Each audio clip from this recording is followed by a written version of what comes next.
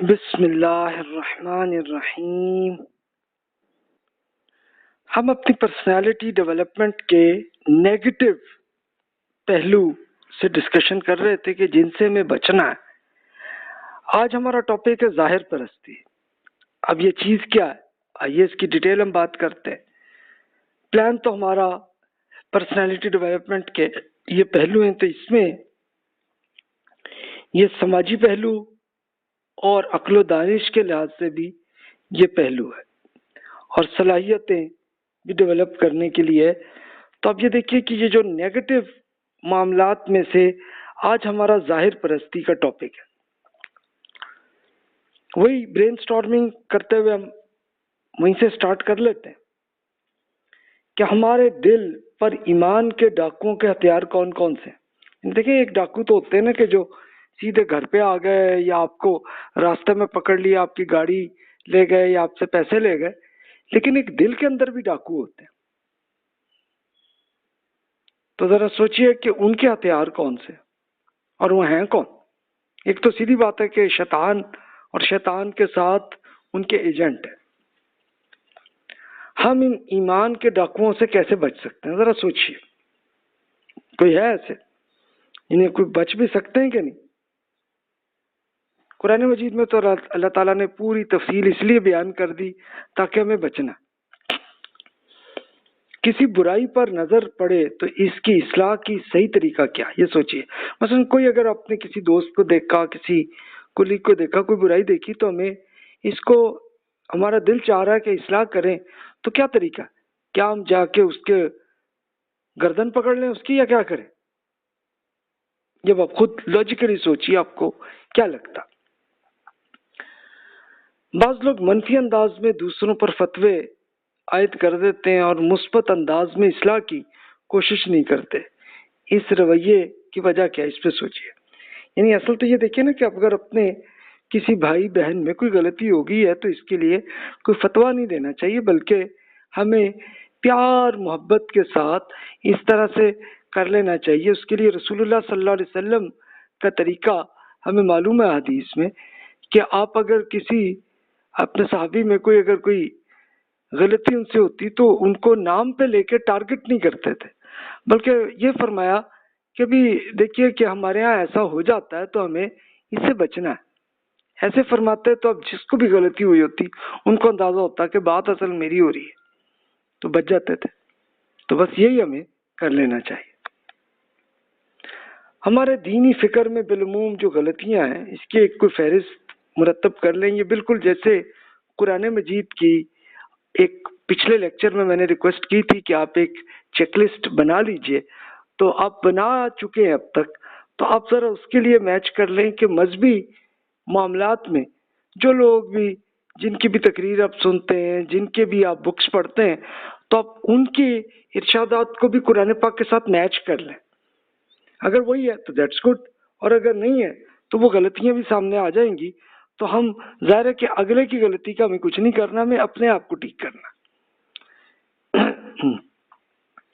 اب یہ بھی کوشچن ہے کہ ہمارے مذہبی قیادت بالعموم جن مسائل کے شکار ہیں، ان کو اصلاح کے لیے آپ کیا ایک تجاویز کیا پیش کریں گے، تاکہ چلو ہمارے مذہب کے اندر جو غلطیاں، مذہبی لوگوں میں غلطیاں ہیں، تو اس کو ٹھیک کیسے کرنا ہے؟ اب آپ خود پلان کر لیں۔ انجیل میں حضرت عیسیٰ علیہ السلام نے مخاطب کر کے اپنے اسرائیلی علماء جو تھے ان پہ ایک اخلاقی انحطاط تھا۔ اس کی ڈیٹیل میں عرض کروں گا، بلکہ آپ اگر پچھلے سارے لیکچرز آپ سن چکے ہیں تو اس میں بھی کافی حصہ آپ کا حضرت عیسیٰ علیہ السلام کا جو پہاڑی کا لیکچر جو تھا، اس میں اپنے تفصیل سے بیان کیا تھا کہ بھئی یہ غلطیاں ہیں، اور یہ زیادہ تر ان کے مذہبی علماء میں تھی، تو بھی اس کو ٹھیک کرنے کی تھی۔ تو اس کے ساتھ آپ خود میچ کر لیں کہ بھی وہی برائیاں ہمارے ہاں تو نہیں۔